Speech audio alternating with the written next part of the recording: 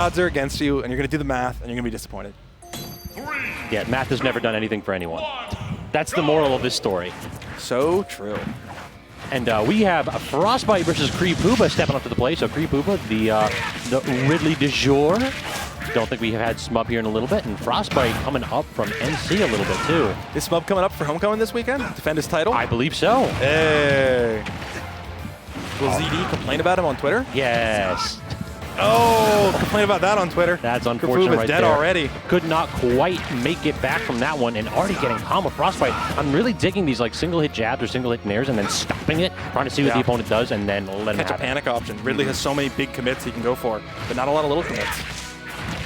Speaking of little commits, any of these approaching aerials from Roy, they're all so safe. Yeah, I mean, the big benefit of Creepooba is that nair covers a ton of space, and you can use that to anti-air, but Swordman have disjoint. So the space almost doesn't matter, though, when you're playing against the frame data. True. And you can't out of shield. I think Ridley has the worst, fastest out of shield option in the whole game with nair. It's brutal. He can't do anything out of shield. He can just run away. If he's got the worst out of shield option, that means he's worse than Ganon, and if anytime you're worse than Ganon at something in this game, you're doing something wrong. And we're kind of seeing that right now. It might be better hitbox-wise, but it's slow. True. Parry. No mix. Does get the retreating nair, and that's something that I think we'll see in this match. If Creepooba can actually build up a lead, retreating nair can make Frostbyte's life hell. It really helps him hold space. But right now, it's like even though we're on a big stage, great platform drop there, baiting out that grab. He bet the world, but he didn't get it. Rising nair from ledge, the classic, the original. That flanking. Ridley's a simple man. He knows what he wants. Exactly. All right, chasing him off stage is Frostbyte, trying to set up for the ledge trap. We're going to get that jab. No, actually a little bit impatient right there. Great wait by Creepooba and then immediately reacting to Frostbyte running off stage. But the trade hit's good for Frostbyte there. Oh, yeah. Even if those don't pay off, if he connected with that, that would have actually taken the stock end of the match. But if you're up, just go ahead and start swinging. He's got to swing. Yeah, for sure. Speaking of swinging, Ridley nair. It's a move. That it is. Look at him go. I'm surprised that he actually missed that one. I think he missed the turnaround. It's a weird hitbox because it looks like it's the whole circle around him, but it's still an arc. Yeah, so it's not all active in all of it, even though the animation kind of tells you that it is. Parry again. He's just recognizing anytime Creepooba's trying to jump in, and that time, a little bit of a see you later DI option there. Little flicker of the shield, jumps back after the parry window's over, so he's not committing. It's really nice. Very smart. All right, so stage selections here. What do you think we're going to see from Creep? You know, I have no clue. I have absolutely no clue. I'm thinking perhaps something, he'll want a stage where he can easily two-frame Roy's linear recovery, something like maybe Smashville. He also does love those big platforms there. Hollow Bastion, if not Smashville, I think is something the Ridleys have been favoring. But no, small battlefield instead, so the two platform setup is Creepooba's option of the moment. Hard to avoid the scrap on this stage. Ooh, no. That last game, he got a really early stock. He stole something that he maybe didn't deserve, maybe didn't put in the work for. And that kind of set the pace, let him play very defensive. I mean, neither of these characters deserve anything. Well, you know.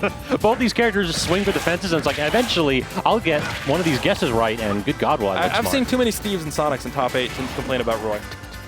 True. He's just one of those characters where the risk-reward is so skewed in favor of the reward. And that's why he's our hero. Exactly. Yeah, that's why he's our boy. He could just toss out a jab, and he's like, I'm brilliant. It's a good jab. It is. He looks good doing it. He's got the fit. Or the all orange. He's matching his hair with his vest. Oh, I love the turnaround up tilt from Creepooba. That just sends him such a favorable spot. That's so scary. Oh, he lives. That's crazy. Didn't get the two-frame on that forward tilt. No, one more fireball and he's dead, but Creep only went for one because he wanted the ledge trap.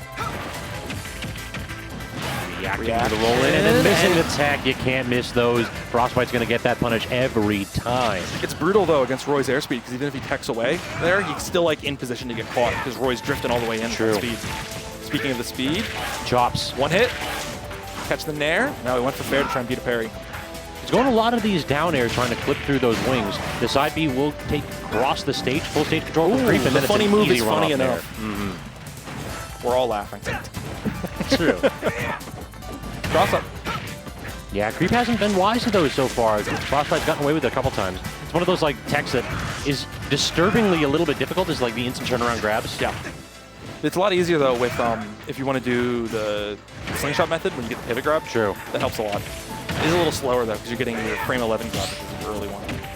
Good parry again, and then actually waits out the defensive option from Creepooba, who's having a heck of a time getting down. It just feels like a lot of these situations, it's like one minor neutral interaction. Frostbyte hits him up, and oh no, you're dead, are you? I was about to say it's Frostbyte set to lose, and that might just be how it looks in this game. Protecting. No tech chase. Ridley was too big. He actually pushed him off the platform. He's got to have something going for him. Flanking. The classic. Yeah, it's just such a good ledge hang. Good parry, but actually goes for the back air. Can't get the instant turnaround. Instead, gets hit with the back air of Frostbyte, and Creepooba drawing even there. These edge traps. Trade hit? Yeah, they've been trading, but like that could have been a lot. That was his double jump, but he doesn't find it.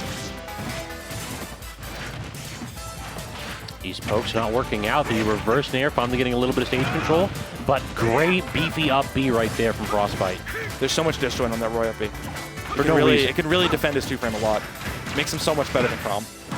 Oh, is this going to be it? Doesn't get the counter. Yeah, the up B is very disjointed. Doesn't get the jab, but it trade hits. No combo. That could, oh, great air dodge. They're both jump here. For it. Oh, couldn't get the down tilt though, so great. Get the jab. Oh, stylish. Not stylish enough. Up B back safely is Creepooba, but how does he actually get up so far? Frostbyte's been blowing up every get-up option from Creep. Still a very close game, though. It's easy for Roy to lose the stocks early. Creep's Kingdom is the ledge. Exactly. It's like, how do you actually challenge that? You don't? Yeah, especially you just let Roy. I mean, what does Roy have? Like, he's like a sour spot on down tilt? Yep. Wet pool noodles, not good. It might even miss. The standard get-up, man. It felt like every single time he did the standard get-up, Frostbyte was ready. So easy 2-0 there for Frostbyte. Just sticking with what works best. For sure. The slow unplug. He's reveling in the victory. Take a moment. Takes just his time. A little. Yeah, I did that. What of it? My ledge trapping's good. Doesn't matter if I get game to 30. That's true. It's like that match was like there was such an early stock there. Yeah. It seemed like Frostbyte could steal them, and whenever he would, it would just like, well, big body Ridley gets comboed, haha. Even that though, the Ridley was just getting smoked at ledge. He was. You know, he was getting in ledge. He'd get up, he'd take 10%. He'd get up, he'd take 10% over and over and over. It's definitely one of those moments where it's like the old Mr. R meme of like, I'm the best ledge trapper in the game, and just a picture of Crom's jab. Like it's like Frostbyte makes it look easy because he's reacting with a jab to any kind of movement, and then once the jab connects, he'll go for the kill. If it doesn't connect, which it didn't often, he would immediately just go for a grab. So it is not quite easy bake, but it's like one of those things where it's an option select.